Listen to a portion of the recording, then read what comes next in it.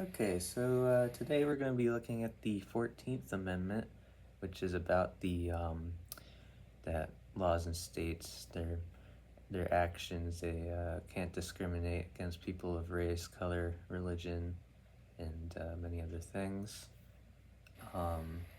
The case I'm going to be looking at is the Cruikshank case from the 1800s. So in that case, there was a massacre against, I think, 100 African American members who were attending a civil rights rally, and the perpetrators were of looks like I've written down, and they were of a white supremacy group, and so then when they were brought to court, the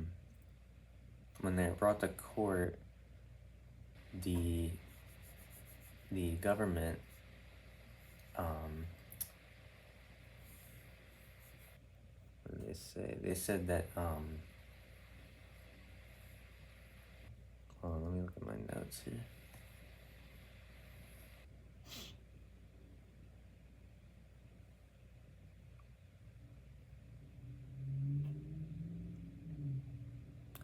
They said these actions were not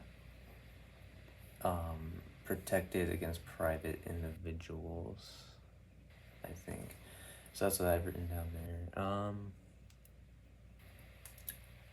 So that kind of leads me to think that the 14th Amendment, the protection clause in this case, was most likely narrow,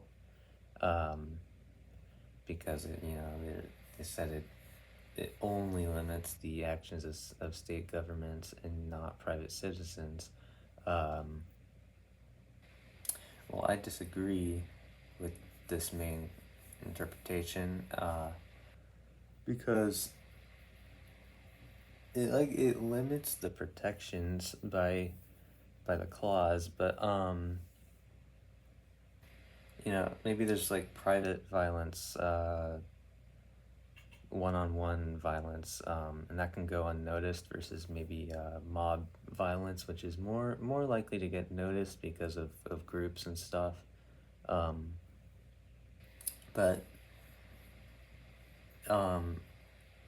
like the original kind of intent of this amendment was to provide protection for like newly freed African American slaves, like in context, because this was around the Civil War. There's a lot of Southern violence. So in this massacre, the decision of this amendment was to kind of ensure that the civil rights protesters were protected, but they kind of failed to do that, and there was a massacre, and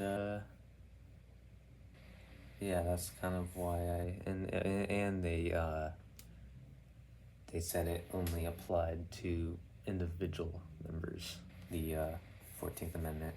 So that's kind of why I disagree in this context of Cruikshanks. Let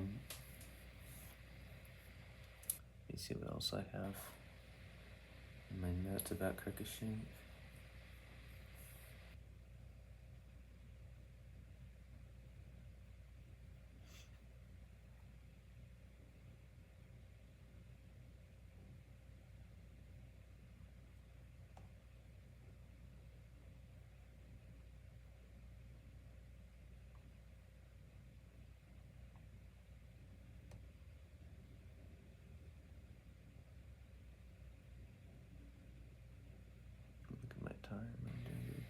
Okay,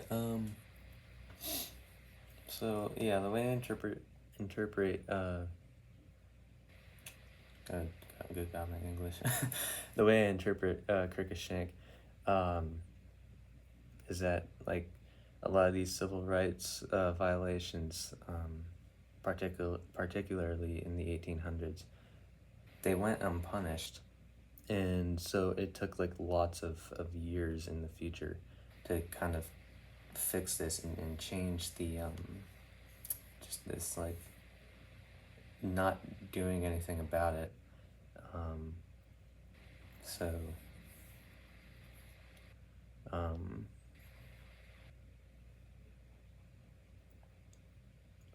I personally think that the 14th Amendment, the Protection Clause, it should be like equal protection against both state and like private discrimination, but more so on the private side, because I think there's a lot more crimes that happen on like one-on-one than there are in terms of groups.